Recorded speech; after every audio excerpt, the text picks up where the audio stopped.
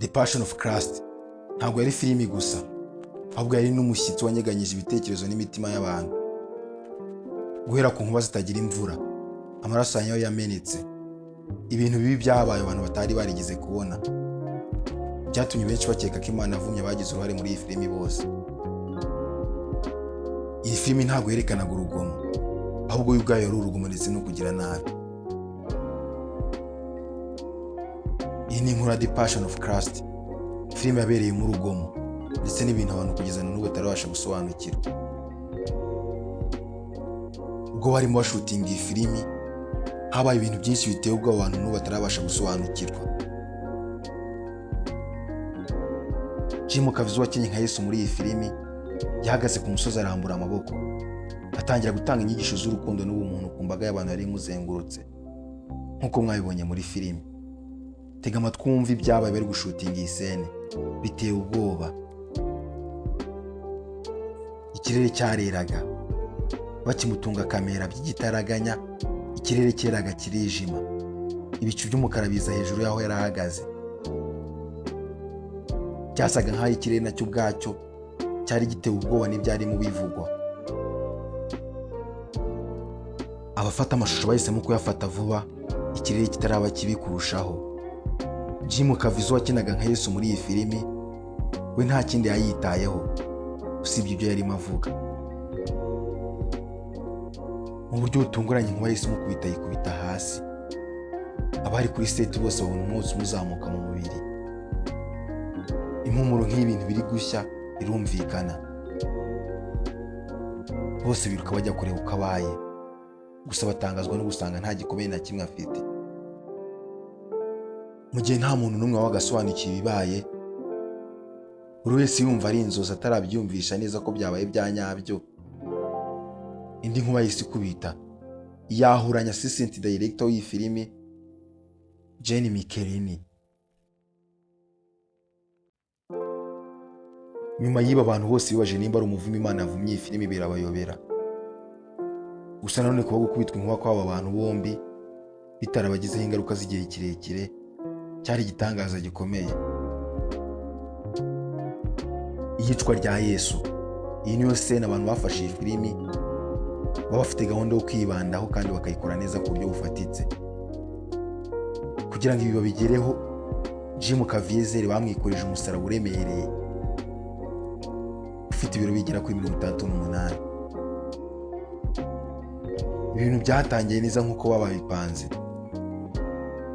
Gusa ubwo Jim Caviezel yageragezaga kurirana umusaraba, byaramunaniye, imbaraga ziramushirana, yikubita hasi, umusaraba umuga ku rutugu uraruvuna, arataka araboroga. Mushobora kuba mwaramubonye muri filime ari kurira mukagira ngo yari ari gukina bisanzwe, gusa mukuru urutugu rwe rwaravunitse bya nyabyo ku buryo bukomeye. Gusa nubwo ibi byabaye, yanze ko barekeraho gufata amashusho, arihangana amakiseni yose bayifashe. Sena abasirikare b'Abaroma bari gukubita Yesu. Yega inkoni zimeze nk'iz'Abaroma bakoreshaga kera bakubita abantu, zigizwe n'iminyururu iriho ibisongo, bari bazizanye kuri seti. Bagomba gukina ari gukubita Yesu muri iyi seni, nawe mu buryo atashakaga yakoze ikosa kubita inkoni mu bitugu bya Jim Caviezel. Uruhu ruvaho, amaraso ameneka ari menshi, arataka ararira.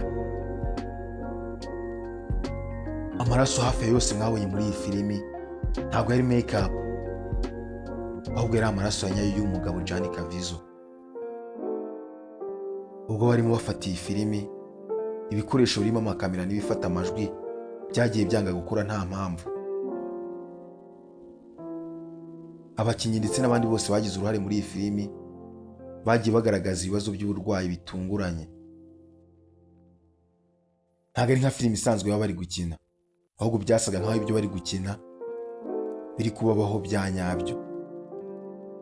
Iyi filimi ntabwo yari isanzwe bitewe n'uburyo yakoraga ku marangamutima. Uburemere ndetse n'ubukana bwayo ntabwo bwumvishwe n'abayikinnye gusa, ahubwo n'abayirebye barabubonye. Ubwo iyi filimi yarimo yerekanwa bwa mbere, iyicwa rya Yesu rigezeho, ikintu kidasanzwe giteye ubwoba cyarabaye.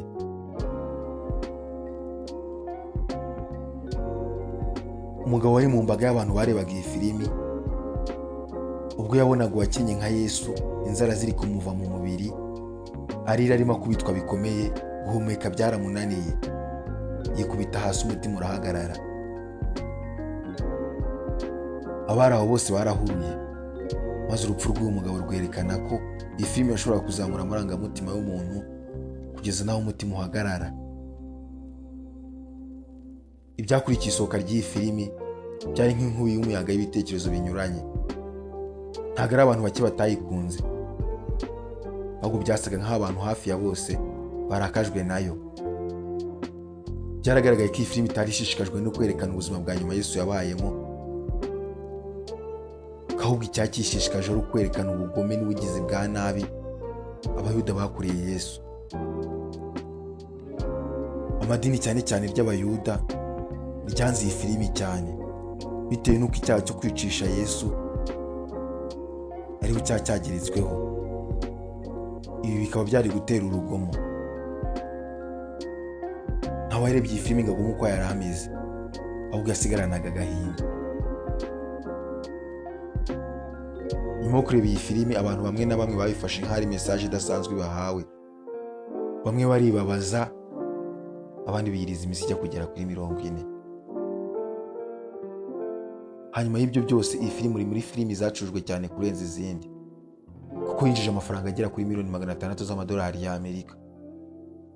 Gusa igiciro cyayo cyagiye kure y'amafaranga, kuko bamwe babuze ubuzima, kareri za bamwe zirangirika.